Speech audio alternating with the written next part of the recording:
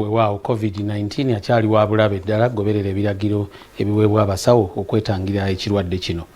Bwe tugenda mu nsiike y'ebyemizannyo, Uganda nayo yeeyongedde okuluma n'ogw'engulu naddala bwe gutuuse ku nsonga z'omupiira ogw'abaana abato. Tiwakiri ogwayo nagwo gubeereko eddaala kwe gutuuka. Kati abatumbula omuzannyo guno bagamba nti gwetaagamu amaanyi ddala, ensimbi n'ebirala, olwo nno wakiri gufaananeko ogw'e Bulaaya.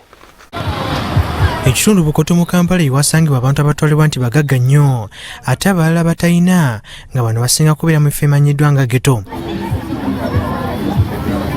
Bano ekibagatta gwe mupiira era abaana okuva mu bitundu bino bakunganidde Kabira Country Club mu mpaka z'omupiira.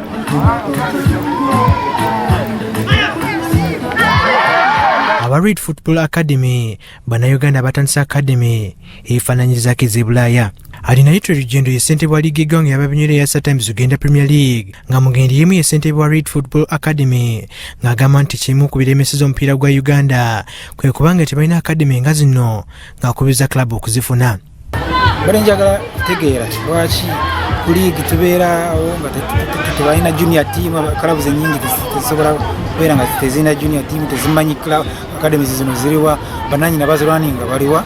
So plan eri nti kirowoozo kyenina kiri nti okulaba tusobola kufuna zonna zino academies eziri mu ggwanga zibeere nga zirina platform zogererako. Farid Kisula atandise wa academy eno agamba nti baluubirira bingi omulina okutwala abaana bano mikwano gyabwe mu mawanga ga Bulaaya.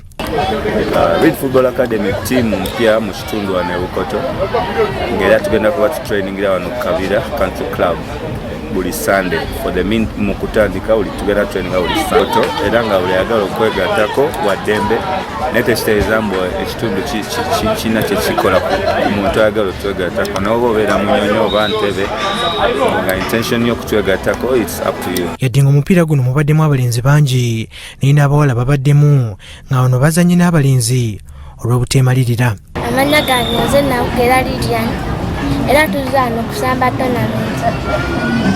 Era ekyoto kye nnina njagala kusambirako ku She Cranes n'okusambirako ku ttiimu z'ewabweru ng'abalala. Bibadde birungi ekisambi naye tugenda tumanyira okusamba nabo.